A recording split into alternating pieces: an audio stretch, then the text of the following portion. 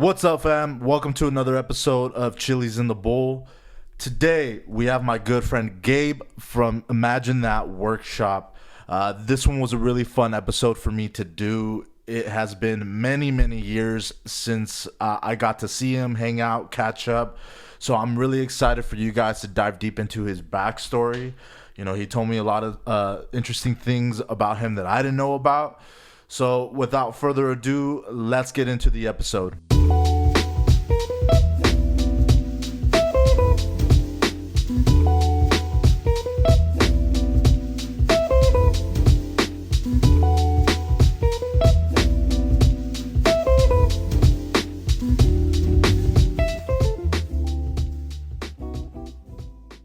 What's up, buddy? What's going on, man? What's up, Gabe? Hey, appreciate you having me at your house, man. It's been a long time. It's been a very, very long time. Very long time, dude. We're here at your workshop in Bellflower, California. Downey. Downey. It's borderline. It's funny. Dude. It's funny because I was driving off I got off the freeway and then I saw the sign and it said Bellflower. So I was like, oh, he told me Downey. But this is like border. If you cross the street, it's Bellflower. If you cross the street back, we're in Downey. So I'm in the Downey side. It's literally one street. Half a street. Half a street, huh? That's crazy, brother. But how you been, dude? What's new? Oh, well, we're just working hard here. Just building this shop, trying to get this off the ground. Yeah, no, I hear you. And for those of you listening, this is my buddy Gabe, and he owns this company, Imagine That Workshop. For those of you who are listening, let them know what it is that you do, what your workshop is. So pretty much I do a little bit of everything. Mostly I specialize in wood. So I do wood designs, engravings, cuts, big letters, wall decor. I do some on acrylic too. I started testing on glass as well. Mm-hmm. And then just right now that you're seeing, I'm going to start doing the tumblers and the flasks. So that's going to be pretty. Man. And it looks badass, dude. It looks really sick. I mean, what you're able to do off of the hydro flask or like the regular flask, like the small ones for right. like the coffee ones too. The coffee ones. It's pretty amazing what you're able to do with that machine. And seeing the designs that you have, it's crazy from when we first met, almost 8 years ago, working at that warehouse to where you're at now. You know, I want people to know the story of how you ended up owning Imagine That Workshop and pretty much where you're at now. Well, it's interesting, you know, like pretty much when we met, like we were working in that warehouse, like crappy warehouse. Yeah, like, in Pomona. Pomona, no AC. That was those were hard times. I remember. Dude, I think we were paying like $6.75 an hour, $7. It was crazy, dude. I mean, and it's so interesting because when I first got hired there, I felt like a loner because I didn't know anybody, obviously, and I was 19, 20 years old. You're a baby. And then the moment I saw you, it was like cool. Like we immediately just connected and clicked, and and then we started chopping it up. And so it's funny because even though we haven't seen each other face to face, but we still kept in touch throughout those years somehow. So I trip out again, where you're at now. But yeah, continue your story. Yeah, so it's funny that when we we started from there, and there was a lot of things that obviously I never said anything because when I was working there at the time, I still didn't finish fixing my paperwork, and I was still technically illegal. Yeah. So it's you're coming from nothing, So I remember we worked there. We were pretty much just trying to make. Anything. There you go. Hey, our food is coming in. Yeah, there you go. So it was hard, So from there, what I did is after I quit that job, then I was just thinking, I'm like, what can I do? I need to do something. So I went back to work with my brother-in-law in the body shop. Mm-hmm. And just pretty much just focused on the body shop for a long time. I got my iCar certifications. Pretty much I wanted to do everything legit. I couldn't really stay too much with my brother-in-law because, sometimes it's hard working with family sometimes. For sure. Yeah, whenever there's any type of disputes and when it's family, I always feel it's 10 times worse because then, relationships, that kind of thing gets in the way. Right. So it feels like, it was rough at the time, but I did learn a lot from that. Because I got to see the small mom and pop grinding and kind of trying to go after it. Sometimes not in the legalist way, but hey, you got to do what you got to do. No, for sure. I mean, and it seems to be, that to have paid off too, Well, I see, and it's true to an extent, So Yeah. I stayed there. I learned what I could, and then when I started going to school, then I went to Cerritos College, and Okay. I went there for 2.5 years. Got all my certifications for repair, paint, everything that I needed to do. And when I was there, since I was doing good, the teacher, Mr. Robinson, same thing. I guess he saw potential that I didn't see, and there was a position open in Newport Beach, Fletcher Jones Motor Car. Okay. So all Mercedes Benz, and they needed a junior rider, and I was one of the big ones in this class. So he's like, hey, you should go apply. I'll refer you. So, I mean, it's funny. One thing to another. Then I left my brother-in-law. I'm the first Mexican, Hispanic, whatever you want to call it, in an all-white work. For sure. I started as a junior rider, and then within 6 months, then they offered me the full position, and just on and on from Yeah, there. And it's cool, man, because that type of environment is very cutthroat, especially in the area that you were working in. And so to be able to hold your own and show them like, hey, you know what?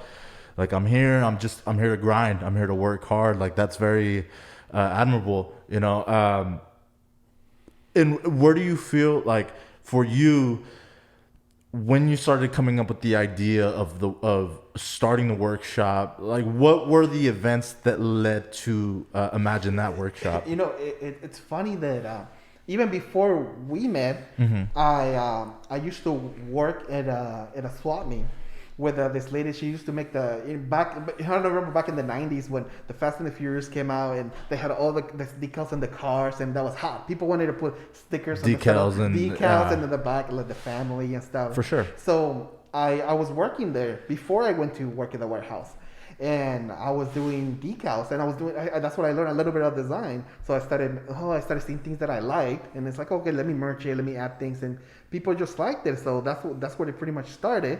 But then the shop actually burned down. Really? So that's why I was jobless. Holy crap. So I was jobless. I had to look for something, and that's how I ended up in that warehouse. At that warehouse. And man, and I remember those times at the warehouse, dude. We were literally spending like 10 hours, whatever it was, just straight packaging stuff, bro, dude. I remember. Do you remember when at the end of the month when they used to get the big containers in the night? Yeah. Oh, dude, I used to hate I remember those. that, dude. I mean, that job just sucked in general, dude. So, I mean, I'm happy to see where things went for you and where you're at now, and I didn't know about the paperwork stuff. Getting your citizenship. Actually, a couple of years ago, dude. So when you told me that prior to us doing the podcast, I was like tripping out because I was like, yo, I had no idea. Yeah, a lot of people don't know that. No, not at all. And I think I have so much more respect for you now. I mean, I've always had respect for you, but even more now that I know this information, because I see what you're doing. I see where you're at. I see everything that you've been able to accomplish, and for me, that's what this podcast is about: is highlighting yourself and the things and the grind that you had to go through. And you were telling me with Imagine That Workshop, the people that you have met along the way, which is really cool. Tell them a little bit. So like, it's funny. Like when I first started, like let me go back on how I started the company. So then after I left the Mercedes, then I worked for the insurance company, and I'm still working there part time. So I was working with the insurance company, and I was getting kind of like it got to the point that I was working so much and I didn't enjoy it anymore. Yeah, like do you feel like you were getting complacent? Yeah, the thing is, the pay was great. Like, for sure. A lot of people, like, they always say, oh, just get a good job that pays you good and you'll be fine. And it got to the point, it wasn't about the money anymore. No, absolutely. I was starting to, I feel like something was dying inside of me. No, and I was not happy. And you know me, I'm a very chipper. I'm like, hey, what's going on? Yeah, positive. And I felt like I was getting, like, grumpy. I wasn't having that joy of life. And so I just felt like I was missing something. And it was getting me depressed. For sure. And it's always like that, man, to be honest with you. You could have an amazing job, a 9 to 5, But I forgot who was saying it, but they were saying that you have to work for your passion, for your love. Like if you do that, like there's never a bad day. Yeah. And sometimes you could have that great paying 9 to 5 job, but if you don't love it, it's just as bad if you were to work a minimum wage job, a deadbeat job, because it takes away the creativity and it takes away your energy to be able to do the things that you love. So, I mean, I get it, man, 100%. So that's funny. So that's it. It just got to the point, and I started doing research of what kind of machine I wanted to buy. Because it's funny that I saw a commercial for the Glowforge. That's the first machine that I bought, and it was just like, okay, I'm just gonna get it as a hobby. It's just gonna be for me to unwind from work, so I can do it on the side. For sure. So that was already my original idea. Was just gonna be my hobby. So which is that one? the one I'm looking at right now. Yeah, right? the little tiny one. So. I went ahead and bought it, and I started just just doing stuff for the family, and I started getting better and better at it. And one time, my sister-in-law's dog it passed away, Cookie, this little puppy. So I did a wood engraving keychain. And I did it for her, right? And then I wasn't really posting much, and then I posted on the page. I made the thing just to show it. Yeah. And people started just calling me for, oh my god, that's so amazing. And I never did it just to like for business. I was just doing it for fun. Just for a hobby. So people started asking me, hey, how can you do stuff like that for me? And then I started getting orders on the side. It's like, okay, well, I mean, this looks like it's getting somewhere. And then the pandemic hit, Yeah. So everybody was home. So I was more home than I was before. So I was spending more time working on this, and I started to see, just people that I follow and stuff like that. And the first person that I actually reached out to, and I was just saw because he did a really cool design of Kobe Bryant, and it was it's BB Sketch. Oh, okay. Brian. Yeah. So he made this Kobe Bryant design. He hands draw. He does amazing work. Check him out. And I was just like, cool. I wonder how that will look in wood. So I went ahead and I just got his design. I made it into wood into a little 4x4, and I just messaged it on my Instagram. And I was like, hey, I just pretty much I really like your work, and I hope you don't mind. I made it into wood. If I can just post it on my page just to feature it. And dude, he was the coolest. He's like, yeah, go ahead, man. It's amazing work. Yeah. And I started talking to the guy, and then I consider a friend. Like he called, like I can talk to him. I have his cell phone, and it's just somebody that I do. It's a friendship that you made based off of a work relationship, which is cool. And then he's all the way in Philadelphia. Yeah, and it's funny because I was talking to the last guest, Big G, and I was telling him the same thing. When we first met, it was more of an acquaintance-based relationship where we were working together, we were recording, and then it blossomed into one of my closest relationships that I have today. And it seems that it's like the same thing with you and the guy from Philadelphia. It's you're constantly in communication with that person, and then you just naturally start to connect with that individual to the point where you're saying you're texting, you're calling, you're checking up. And that's to me like really important, because then it always transitions you to the next phase, to the next person. And I would imagine when you first started too, when you were just doing it as a hobby, were you running into trial and errors, to hurdles, to trying to figure out how to how to make the best possible design that you can off of the machine? Yeah, it's a big learning curve. Like I already had the machine for a year. The other one, the big one that you see, I just purchased that a couple of months ago. The Glowforge, I got it last year, and then just started tinkering just because I went to their website, and they have a community which is pretty good. Yeah. And I saw they were making some stuff, and it's like, well, let me try. So maybe because I already had the original, a little bit of the background of making the designs before, and then just me being creative, and I just started trying different stuff that I never seen. I'm like, I wonder how this would look in wood. Let me try it on plastic, or let me make a big sign. Let me see, let's do a cutout or something. Yeah. And then just stuff that I never seen that I thought would just be cool. Experimenting. Yeah, for sure. And people started liking that stuff. That's cool, man. Yeah, so it's been interesting where all these people like that I met. Brian has been one of those. Not too long ago, I met Beto Duran. Yeah. He's been actually really, really cool. I made a couple of designs for him too, and then he has a couple of podcasts too that was listening to before. And I knew of him before when he was a Laker reporter, and he still goes on there. Yeah. And I just like how he motivated people that.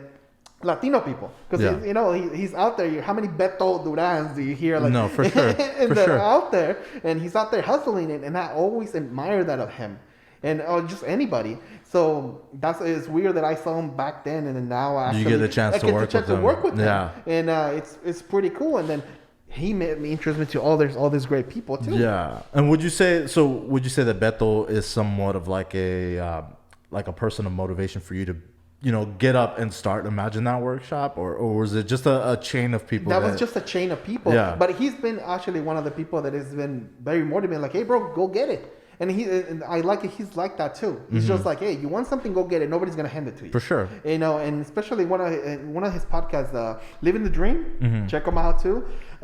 Is very motivational because the people that he interviews is just people that you wouldn't think they're in those types of positions, and they're people like us. Yeah. They came from nothing. For sure. So it's good for us to have that motivation, especially because sometimes you don't get that joy or that type of information from somebody else. And I think it's also too, working together. Like, Beth will tell you, go get it, man. Go get it. No one's going to get it for you. Like, I don't think a lot of people that I know would go and help someone else that they don't know and telling them, hey, if you want it, you need to go get it. Yeah. So I think that's really important especially for Latinos, you know what I mean? Like for people like us to be able to like stick together and show, hey man, like if I did it, you could do it. Yeah. There's no excuse. And also it's a hard left too. Yeah. It's funny because it's like a lot of people, they want to be like reporters and stuff like that, and he's done talks to people, and everybody always says, oh, I want to be a reporter. He's like, don't do it. Just straight out. It's always a negative. Yeah, he tells them. Yeah. No, he does that to the people to see if they're gonna. Oh, is that hard? Oh, okay, then I'm not gonna do it. It's I see what you're not saying. ready for it then. Yeah, for sure. Yeah, because you have to have that hard skin to be able to do stuff, even in any business. I mean, especially journalism, man. Like you have to do some things that are pretty grimy, man. Yeah. Pretty like you have to, it's rough. It's super rough. Like I know a couple people who are in that field, and the stories that they tell me, like I won't get into it, but I'm just like, damn, that's some pretty grimy, stuff. But I mean, they have to do it. They have to do it to get the job done. So I can see how he would say that to an individual, just to check them to see where you're at, like mentally. Yeah. Porque si no, hey man. Yeah. So yeah, he's one of the people that I met a while back, and then there's been other people that I keep worrying. There's this guy Jason, and also in Philadelphia too. He does like some really good designs too, and I started following him, and he does some live ones, and I started talking to the guy, and he actually buying a lot of stuff from me as well, and I appreciate them being like that, and it's just people that I met. Roxanne's too, like big shout out to them over there in Long Beach. They bought they have their own distillery, and I designed a box especially for their whiskey. Yeah. So they've been super friendly too, and it's just the same thing. People that it started as a business relationship, and I consider them my friends as well. Absolutely, man. And I feel like if anything, with these relationships, they make you a better worker in the line of field that you're doing. With the designs of the wood and the flats. Porque seeing what you have done, the couple designs that you have shown me. If you're saying that it's been roughly about a year or so since you started this, it's very impressive because the designs that you showed me are very detailed, very very detailed. And, I can't help but be very impressed by it, especially because I know there's other people out there that take years just to be able to get to that level that I saw with those designs. But the thing, you gotta be, to a point too, I think in me, I've been very, I get obsessed in some of the stuff that I'm doing. Mm-hmm. And it's a good thing and a bad thing, because there's been time that, I try not to take too much time during the day. For sure. But there's been times that it's like 2-3 o'clock in the morning, and I'm so in the zone of what I'm doing. Yeah, for sure. The next thing I know, it's like 5 o'clock in the morning, and I didn't sleep. Yeah. Because I was Absolutely. trying to look for something and stuff like that. You know, my wife, she's been always been there, really motivating me and also putting me on track when it's like, look, you're working way too much. For sure. You need to back it up. Just slow down, look at the big picture, and then because I'm just like a little race car, man. You I'm just let's keep go. going I and just keep wanna it. No, go. I get it, man. Yeah. And I think that's exactly what you need. And I met your wife before we did the podcast. She seems like a very lovely lady, very stern but fair. I get that vibe where, if she sees it, hey man, you're going a little too hard, pump the brakes a little bit. Yeah. Because I'm the same way with music. There was a point in time where that's all I was thinking about, music 24/7, to the point where I couldn't even sleep. And, it had to get to a point where I had to find some sort of balance. Yeah. And so for you to be able to have someone to keep you in check is very important. And I think you'll have longevity in the company, because you're not overexerting yourself. You're doing what you got to do. And then you have that balance where you still have the family that you need to take care of. Yeah. I have my little 2-year-old too that you have to, he needs a lot of attention. And when I'm doing stuff like this, sometimes it just gets hard because it was difficult for me to try to balance. I never had a company before, and then I have a full-time job too. So it's like you have a full-time job, then you have the company, you have your family, and you really have to learn how to set up your priorities. Yeah, for sure. Well, and you said now that you're doing the insurance company part-time. Is that because things are going well with Imagine That? That's good. Yeah, so pretty much that's what it's getting to the point that I'm hoping that pretty soon I don't have to do any insurance job. That's the dream, man. That's the goal. That's the end game. The thing is, like, even if I'm not making the same amount of money that I was making for the insurance company, if it's still enough for us to keep us afloat, it's making me happy. Yeah. We're just getting better at everything that we do because I actually appreciate things more. Instead of me just walking around like a zombie and it's just like, oh, I'm hating life. Let me go and kick some puppies. Yeah, for sure. Well, it's also something that you're building with your hands. Initially, like you're creating these designs, and you're getting the wood, you're putting them in the machine. Like it's everything that you're doing by hand. Right. And so you have that level of appreciation for the things that you're making because you're literally making it from nothing. Yeah. From a piece of wood. Or you're grabbing the flask or any type of material, but it's from the ground up, like from zero to whatever it is that you finish. I think that's badass, man. To be honest with you. But like I said, I need to really slow it down because I get too much on being the perfectionist side of me, and I don't know what it is. That I'll make a design, it's really good, and then I can make it better. For sure. I'll obsess too much on that, and that's what I've been having to really sit back. Okay, let me sit back and look at it.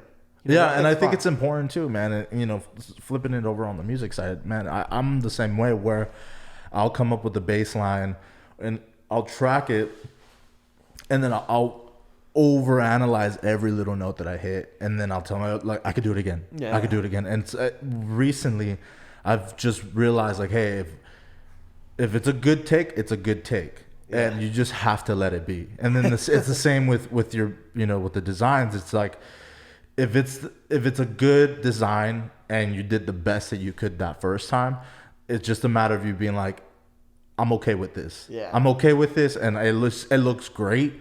And the customer is happy, and that's all I could ask for. Yeah.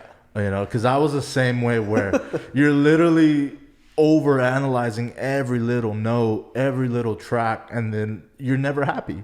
Yeah. And so I think it's just a matter of finding that balance of knowing that you did a good job, knowing that you played it or did the design the best to your ability, and then on the flip side of that, is that person that you're doing it for happy? Because if they're happy with it, then you did your job. Yeah. You did your job, and then that's all you could do. It's funny. I started to realize that when I started doing some of the designs, especially the ones for the engravings of the pictures. So I started doing some designs, like people order me like a keychain or like a little portrait for people, and I give them to them, and they're just like, hey, I thought it would be pretty cool, and then some people like literally will fall into tears because they're like, oh my god, that's so much detail. Like, sure. a loved one that passed away, especially those. When I would make a design or a loved one that passed away, I made a couple of dog tags, but in wood. Wow. And I engraved the picture, and then I made like little frames, and I given those to people, and you can see the emotion on the. Even that keychain that I made for my sister-in-law, she was bawling when For she sure. saw, because it was so real. And, Yeah, absolutely. And for me, I was like, oh man, like I guess I'm doing something really. Yeah, that's definitely like a motivating factor for you to continue. Yeah. Just seeing the reactions from other people. Yeah. So my wife was joking that she's like, oh man, your new slogan should be like, imagine that workshop, making people cry since 2020. Yeah, I mean, and but it's so crazy, dude, because it could, I feel like any little thing, of some importance, doesn't matter what it is that you do, as long as they love it and it gets a emotion out of them, like that should be the reason why you do it. Aside from the money, I mean, I feel like if it's your passion and you continue to do it, eventually that side of things, the financial side, will come. Yeah. I feel like if you continue to work hard and you continue to just, keep doing what you're doing and don't give up, it'll come. But on the other side of that, with the customer, if it gets an emotion out of them, dude, like that's a big deal right there. Yeah. Really big deal. So, I mean, you're doing something right. You're doing something right, and if it's getting them to cry, if that's gonna be your new slogan, then obviously, then no, I don't want to do that. But No, I thought feel it was funny. I mean, even you, like right now, I haven't even finished your design. I just barely showed you the rough draft of how. Dude, it is. it's amazing, dude. Hey, And it's completely not what I expected. I mean, regardless, I knew it was gonna be good, but like seeing that, I was like, oh damn, dude, like that's awesome. That's awesome for sure. But go on. Yeah, no, man. Like once we finish the podcast, you're gonna see me a little bit. I'm gonna do a little sanding on it, and I'll get it done. You can take it right now when we're done. Oh, dude, fuck yeah, that'd be badass. Dude. And of course, I'm gonna post pictures of the. It'd be cool to post a couple designs that you have made just to kind of get your stuff out there, because anybody that obviously this podcast is brand new, so the listeners are gonna continue to grow the more I do it, but just to get something out there for you as well. I feel like for me, that's the reason why, and I said it in the last podcast, the reason why I do it is to be able to highlight people, right? People that I've met along the way that I've had, somewhat of a connection, and seeing what they're doing, and then just kind of elevating them, because I wouldn't have been able to get to where I'm at now, if it wasn't for people like yourself, people like Big G on my last episode. So yeah, dude, I mean, just to wind it down, now that we're kind of like at the tail end of it, what is your ultimate goal for Imagine That workshop? I want to make this company in a way that, obviously I want to move out so I can get my own warehouse. I want to be able to do the bigger designs. I'm fascinated by the big designs of like either big wall art, 3D effect. Mm-hmm. I really like that. I'm really been right now that I have a bigger machine, I'm gonna be able to do stuff like that. And then incorporate different materials in it. So let's say it's a wood background with some engravings, For and sure. then a second layer can be also wood, a different color, and then the third layer could be like mirror acrylic. Just doing a bunch of different. Yeah, so something big. And also even the big industrial signs, whenever you go into big buildings, they have the big signs on the side. For sure, yeah. Once I get all of this, I might be able to do this as well. And I just like seeing that I drive by and I see some of my stuff, people that have done it, the bar in Long Beach that if you go to have drinks in it, my designs are hanging on their wall. For sure. So ultimately just expanding and having something a little bigger to be able to have your work in, industrial buildings, bars, wherever. Yeah. For sure. Pretty much, that's the goal. And then, I mean, even if it becomes just making designs on the flags, then even that's cool, because then you'll see my product out there. Just anything to get your name out there, right? Right. No, I completely get it, man. And that's the same for me, man. My goal for this is just to be able to continue to have guests like yourselves, but also I would love to see, the brand, on like a iTunes or Spotify, and then just elevate and continue to grow. So, I mean, I 100% get where you're coming from in that regard. But, you know, to wind it down, I just want to say that I respect what you're doing and I appreciate everything that you have told me, you know, with the growth of the company and where, you know, your backstory, dude. I didn't even, like I said, I didn't even know that you didn't have citizenship here. So for you to be able to go from no citizenship to getting your, you know, your paperwork, you know, getting your beautiful house, you know, having, you know, starting your business and, you know, where things are now, like, I commend you so much, dude, because that takes a lot. I know. No, thank you. And like I said before when we started the podcast, I never done this before. This is the first time, and I only did it, like I said, because of you. You know, for sure. You were really cool when we were working in the warehouse. Thank you, man. Same thing. I want to see people grow. Yeah. And, you know, if a little piece of my story can help you, then hey, man. Hey, absolutely, power bro. to No, you, 100%. But thank you again, brother. I appreciate you. I'm happy we got to catch up, and we need to do another one of these. Yeah, man. So whenever I'll bring the meat, we'll barbecue, lo que sea, and we'll put the podcast together and we'll just do another episode. Cool. All right, brother. Thank you. Thank you, brother. All right, man. Freaks out. If you enjoyed this episode of Chili's in the Bowl, be sure to check out Gabe's Instagram at Imagine That Workshop. I want to thank him again for coming on to the podcast. If you want to stay up to date on all Chili's in the Bowl content, be sure to follow our Instagram at Chili's in the Bowl, or you can shoot me an email, chilisinthebowl@gmail.com. Let's continue to build the CITB community. You can also look for previous episodes on all digital platforms. That's Spotify, Anchor.fm, etc. Anything that you can listen to, music or podcasts, I should be on there. Also, my band Focus just released a single back in January 10th called Open Mind. Be sure to check that out. I'm John Gill, and this has been Chili's in the Bowl. We out.